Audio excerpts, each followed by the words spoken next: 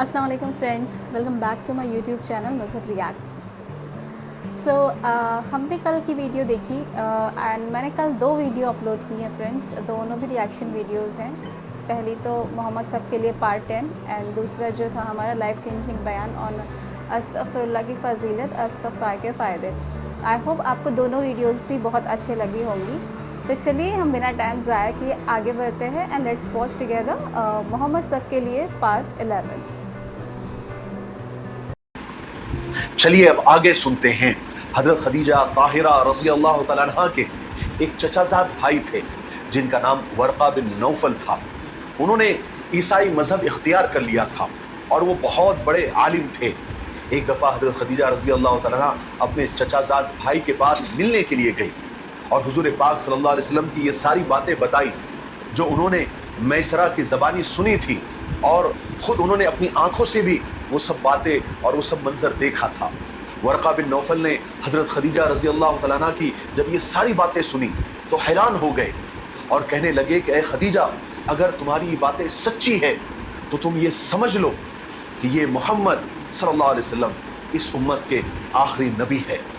مجھے معلوم ہے، میں نے پڑھا ہے کہ ایک نبی عنقریب آنے والے ہیں اور سب لوگ ان کا انتظار کر رہے ہیں. جب ورقہ بن نوفل کی باتیں حضرت خدیجہ رضی اللہ تعالیٰ عنہ نے سنی تو حضرت خدیجہ کے دل میں حضور پاک صلی اللہ علیہ وسلم کی محبت اور احترام اور بڑھ گیا. اب وہ یہ آرزو کرنے لگی کہ یہ امانت دار نوجوان ان کے شوہر بن جائے، ان کے ہسبینڈ بن جائے.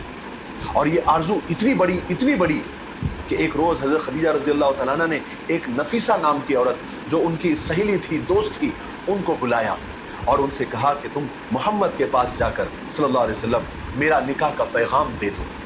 اس عورت نے ایسا ہی کیا، حضور کے پاس آئی اور ادھر ادھر کی باتیں کرنے لگی اور باتیں کرتے ہوئے ایک سوال کیا کہ اے محمد، تم شادی کیوں نہیں کرتے؟ کیا وجہ ہے؟ تو حضور نے فرمایا کہ میرے پاس اتنے پیسے کہاں ہیں کہ میں شادی کر سکوں.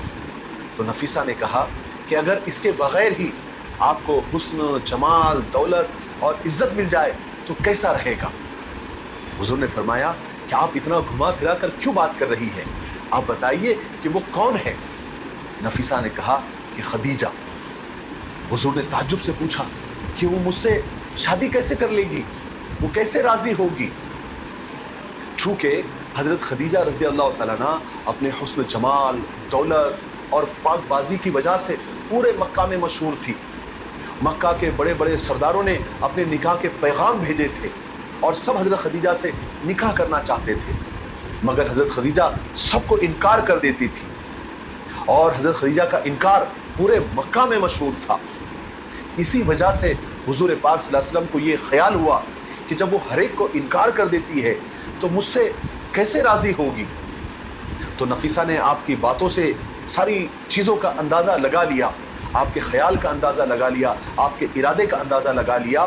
اس کے بعد نفیسہ حضرت خدیجہ کے پاس آئی اور ساری باتیں بتا دی اور کہا کہ محمد راضی ہے صلی اللہ علیہ وسلم. اس وقت آپ کی عمر صرف 25 سال تھی. آپ اپنی سچائی، امانت داری کی وجہ سے سارے مکہ میں کیا سارے عرب میں امین یعنی امانت دار کے لقب سے مشہور تھے. آپ کبھی بتوں یا شراب کے پاس نہیں جاتے تھے بلکہ ان سے نفرت کرتے تھے. حالانکہ اس وقت مکہ میں ہر طرح کی برائیاں پھیلی ہوئی تھی، شر پھیلا ہوا تھا، مگر آپ ان سے دور الگ تھلگ ہی رہا کرتے تھے. یہی وجہ تھی کہ ہر چھوٹا بڑا امیر غریب آپ کی عزت کرتا تھا. ان سب خوبیوں کے علاوہ آپ خود انتہائی خوبصورت اور خوبصورت نوجوان تھے. آپ کا قد درمیانہ تھا، نہ لمبا نہ چھوٹا، بڑا سا سر، گہرے کالے رنگ کے بال، کماندار بالوں سے بھری ہوئی ابرو، کھلی ہوئی پیشانی، بڑی بڑی آنکھیں جن کے کناروں پر ہلکی سرخی یعنی لالی کی جھلک تھی جن کی وجہ سے آنکھوں کی خوبصورتی اور بڑھ گئی تھی. سیاہ اور لمبی لمبی پلکیں، ابری ہوئی کھڑی ناک اور خوبصورت ایک جیسے دانت جن میں ہلکے ہلکے گیپ تھے، گھنی اور خوبصورت داڑھی، اونچی گردن، چوڑا سینہ، چوڑے ہاتھ اور چوڑی ہتھیلیاں، بھری بھری ہتھیلیاں اور تلوے اور کھلتا ہوا گندمی رنگ. آپ تیز اور جمے ہوئے قدموں سے چلتے تھے اور جس میں مبارک آگے کی طرف جھکا ہوا رہتا تھا. आपके चेहरे पर ऐसी नरमी और मुलायमत रहती थी जो हर देखने वाले को अपनी तरफ खींच लेती थी। आप खुशामद और झूठी तारीफों से हमेशा दूर रहते थे, नफरत करते थे, सिर्फ सच्ची बात ही जबान पर लाते थे। मगर आपकी बातों में ऐसी मिठास और ऐसी मोहब्बत होती थी कि एक दफा मिलने वाला हमेशा के लिए आपका शैदाई और आशिक होकर रह जाता था। उसी के साथ आपकी निगाहों में सच्चाई और बुजुर्गी की ऐसी अजमत होती थी जो बड़े बड़े सरकशों को मरऊब कर देती थी। आपके हर अंदाज में ऐसा वकार, ऐसी संजीदगी होती थी कि आपको मिलने वाला आपके अखलाक के साथ साथ आपकी अजमत का भी कायल होकर रह जाता था। यही वजह थी कि हजरत खदीजा आपकी शैदाई हो गई थी। यही वो खदीजा थी जिससे बड़े बड़े कुरैश के सरदारों ने शादी करनी चाहिए थी, निकाह के पैगाम भेजे थे, मगर वो साफ इनकार कर देती थी। उसका इनकार तो सारे मक्का में क्या, सारे अरब में मशहूर था। मगर अब वही खदीजा हुजूर को खुद अपना रिश्ता भिजवा रही थी। बहरहाल जब रिश्ते की बात पक्की हो गई, दिन तारीख पक्की हो गई, तो हुजूर पाक सल्लल्लाहु अलैहि वसल्लम उस तय वक्त पर अपने चचाओं के साथ हजरत खदीजा के घर तशरीफ ले गए। चचा अबू तालिब ने निकाह पढ़ाया और इस तरीके से कुरैश की ये खदीजा ताहिरा अब कुरैश की ही अमीन से बियाही गई, यानी आपकी शादी हुजूर पाक सल्लल्लाहु अलैहि वसल्लम से हो गई। ये निकाह मुल्क शाम के सफ़र के 2 महीने 25 दिन के बाद हुआ। निकाह के वक्त आपकी उम्र 25 साल की थी और हजरत खदीजा की उम्र 40 साल थी और महर में 20 ऊँट तय हुए और एक दूसरी रिवायत के मुताबिक महर 12.5 औकिया तय हुई। एक औकिया 40 दिरहम का होता था, यानी 500 दिरहम महर तय हुआ। अब तक हुजूर पाक सल्लल्लाहु अलैहि वसल्लम चचा अबू तालिब के ही घर में रहते थे, मगर निकाह के बाद आप सल्लल्लाहु अलैहि वसल्लम वही यानी हजरत खदीजा रज़ी अल्लाह तआला अन्हा के घर में रहने लग गए। शादी के बाद हजरत खदीजा रज़ी अल्लाह तआला अन्हा की ज़िंदगी का सबसे बड़ा मकसद यही था कि आप सल्लल्लाहु अलैहि वसल्लम खुश रहे और आराम से रहे।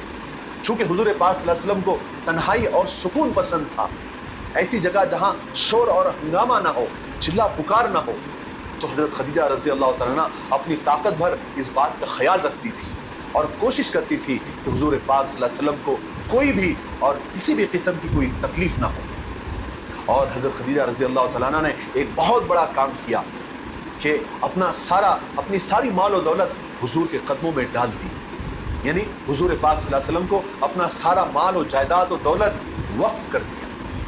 मगर हुजूर पाक सल्लल्लाहु अलैहि वसल्लम ने कभी हजरत खदीजा रज़ी अल्लाह तआला अन्हा के माल पर नज़र नहीं रखी, ना ही कभी उसे इस्तेमाल किया, बल्कि आपने ये किया कि अब तक सारी मेहनत और सारा कारोबार हजरत खदीजा किया करती थी।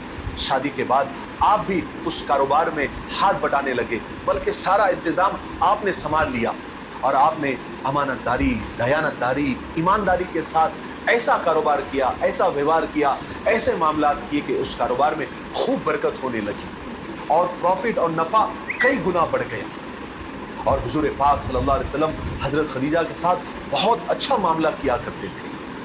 आप हज़रत खदीजा के पूरे हुकूक अदा किया करते थे। हालांकि आपको तन्हाई पसंद थी, लेकिन आप वक्त निकाल कर अपनी चहीती बीवी हज़रत खदीजा के पास आकर बैठते थे, वक्त देते थे, उनके साथ वक्त गुजारते थे, उनसे बातें करते थे, हल्की फुल्की हंसी मजाक भी किया करते थे और कारोबार के बारे में राय मशवरा भी किया करते थे। और हज़रत खदीजा को यानी अपनी बीवी को बहुत अहमियत देते थे, बहुत इज्जत देते थे। अगरचे उस वक्त सारे अरब में बुत परस्ती फैली हुई थी, खास करके बैतुल्लाह में सैकड़ों बुत रखे हुए थे, लेकिन इतनी सारी बुत परस्ती के बावजूद अरबों में बैतुल्लाह की यानी काबे की इज्जत आज भी बहुत ज़्यादा थी। वो काबे की बहुत ज़्यादा इज्जत करते थे, अल्लाह का घर समझते थे, उसका तवाफ़ करते थे। बैतुल्लाह हज़रत इब्राहीम अलैहिस्सलाम ने तामीर किया था, यानी उसको बनाया था, जैसे हमने पिछले वीडियो में उसकी सारी तफसील आपको बताई थी। काबा को बनाए हुए अब हज़ारों साल बीत गए थे और इतना बड़ा वक्त गुजरने की वजह से काबे की दीवारें बहुत ज़्यादा ख़राब और कमज़ोर हो गई थी। फिर उसी ज़माने में एक सैलाब भी आ गया और काबा चूँकि नीचे की तरफ में है यानी गड्ढे में है, उसकी वजह से पहाड़ों का सारा पानी काबे में जमा हो गया। इसी वजह से काबे की दीवारें और ज़्यादा कमज़ोर और ख़राब हो गई, यहाँ तक कि काबे की दीवारें गिरने का लोगों को डर लगने लगा। इसलिए मक्का वालों को सख्त फिक्र हुई। उन्होंने बैठकर मशवरा किया और ये तय किया कि काबा को शहीद करके दोबारा उसकी तामीर करनी चाहिए। फिर इत्तेफाक राय से ये तय हो गया कि काबे को शहीद किया जाएगा और उसको दोबारा तामीर किया जाएगा, और इस बार काबे की दीवारें जरा ऊंची बनाई जाएगी और उस पर छत भी डाली जाएगी, क्योंकि पहले काबे को छत नहीं थी। और अंदर जाने का दरवाजा छोटा और ऊंचा बनाया जाएगा ताकि उसकी हिफाजत हो सके और सीढ़ी लगाकर जाना पड़े। फिर आखिर सब ने मिलकर यह तय कर दिया कि अब काबे को शहीद करके दोबारा बनाया जाए। काबे की तामीर मक्का वालों के लिए बहुत इज्जत और खुशनसीबी की बात थी, इसलिए हर शख्स उसमें हिस्सा लेना चाहता था। इसलिए उन्होंने मिल बैठकर यह तय किया कि चारों दीवारों का काम अलग अलग खानदान को बांट दिया जाए। दाएं तरफ की दीवार एक खानदान बनाएगा और बाएं तरफ की दीवार एक खानदान बनाएगा। आगे की दीवार अलग खानदान और पीछे की दीवार अलग खानदान। इस तरह उन्होंने सारे काम तकसीम कर लिए ताकि कोई झगड़ा ना हो, फसाद ना हो। इस तरह पूरे जोश और खरोश के साथ काबे का काम शुरू हुआ। पहले ईंटें और पत्थर लाने का काम शुरू हुआ।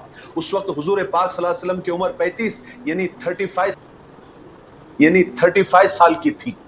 आपने भी काबे की तामीर में, कंस्ट्रक्शन में बढ़ चढ़कर हिस्सा लिया और सबके साथ ईंटें और पत्थर लाने लगे। मैं आपकी मालूमात के लिए बता दूं कि ये काबे की यानी बैतुल्लाह की तामीर तीसरी बार हो रही थी। सबसे पहले हजरत आदम अलैहिस्सलाम ने इसकी तामीर फरमाई थी, क्योंकि हुजूर पाक सल्लल्लाहु अलैहि वसल्लम खुद फरमाते हैं एक हदीस पाक में कि हजरत जिब्राइल अलैहिस्सलाम हजरत आदम के पास आए और बैतुल्लाह की तामीर यानी काबा बनाने का हुक्म दिया। जब हजरत आदम अलैहिस्सलाम ने काबा बना दिया तो हुक्म हुआ कि उसका तवाफ करो, और इरशाद हुआ कि ए आदम, तुम पहले इंसान हो और ये खुदा का पहला घर है जो लोगों की इबादत के लिए बनाया गया है। फिर हजरत आदम अलैहिस्सलाम के बाद नूह अलैहिस्सलाम के ज़माने में तूफान आया, पानी का तूफान आया, तो बैतुल्लाह का नामो निशान भी बाकी नहीं रहा। फिर हजरत इब्राहिम अलैहिस्सलाम के ज़माने में दोबारा बैतुल्लाह की तामीर का हुक्म हुआ। चूंकि नामो निशान बाकी नहीं था, इसलिए हजरत जिब्राइल अलैहिस्सलाम ने खुद आकर वो निशानात बताए, और हजरत इब्राहिम और हजरत इस्माइल अलैहिस्सलाम ने काबे की दोबारा तामीर की, जिसका किस्सा हमने इसी सीरीज के पहले वीडियो में तफसील से सुन लिया। अब ये जो तामीर हो रही थी, ये तीसरी बार थी जब काबे की तामीर हो रही थी, उसका कंस्ट्रक्शन हो रहा था। और ये जान लो कि ये आप सल्लल्लाहु अलैहि वसल्लम की उम्र इस वक्त 35 साल की थी, 35 ईयर्स की थी। ठीक है, आज के लिए इतना काफ़ी। जी हाँ, तो आज की वीडियो भी बहुत ही खूबसूरत थी, बहुत ही प्यारी थी, क्योंकि स्पेशली आज की वीडियो में हमारे जो सरकार है हुज़ूर सल्लल्लाहु अलैहि वसल्लम, उनके हुस्न जमाल को और उनके खसूसियात को इतने अच्छे से बयान किया गया। एंड दूसरी बात जो मैंने नोटिस की आज की वीडियो में वो ये कि हमारे प्यारे सरकार हज़रत मोहम्मद सल्लल्लाहु अलैहि वसल्लम अपनी बेगम को, हज़रत खदीजा रज़ियल्लाहु अन्हा को कितने अच्छे से रखते थे, जो कि हमें सीखना चाहिए उनसे, क्योंकि आजकल की जो जनरेशन है वो ऐसे टाइम से गुजर रही है जहाँ पे आप सभी देख रहे होंगे कि हर किसी ना किसी घर में एक दो केसेस सुनने को मिल जाते हैं ऐसे कि हस्बैंड वाइफ में डिवोर्स हो रहा है, डिवोर्स केसेस बढ़ रहे हैं। तो स्पेशली हमें हमारे सरकार की लाइफ से सीखना चाहिए कि हमारे हुज़ूर सल्लल्लाहु अलैहि वसल्लम किस तरीके से अपने बीवी को रखते थे, किस तरीके से उनको ट्रीट किया करते थे। तो ये सजेशन मेरा दोनों के लिए भी है, मतलब हस्बैंड और वाइफ दोनों के लिए भी है कि आप एक दूसरे को रिस्पेक्ट दें, एक दूसरे की रिस्पॉन्सिबिलिटीज़ को समझें और एक दूसरे से कंपटीशन के बजाय एक दूसरे को सपोर्ट करें।